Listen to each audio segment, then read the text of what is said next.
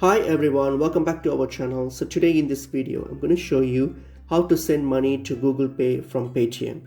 So let's get into the video. So firstly, open up Paytm and log into your Paytm account. So once you've logged into your Paytm account here, so if you want to send money to your Google Pay or to any Google Pay account, simply what you can do is select this option here to mobile or contact, simply select that.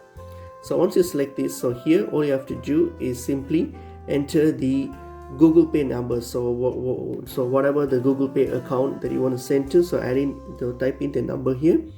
Okay, so once you've typed in the number here, so all you have to do is once you've typed in, you'll get to this screen here. So once you've typed in, you select that contact, the Google Pay contact, and all you have to do here is type in the amount.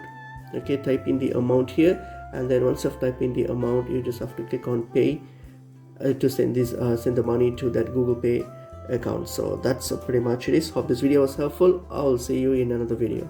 Thank you.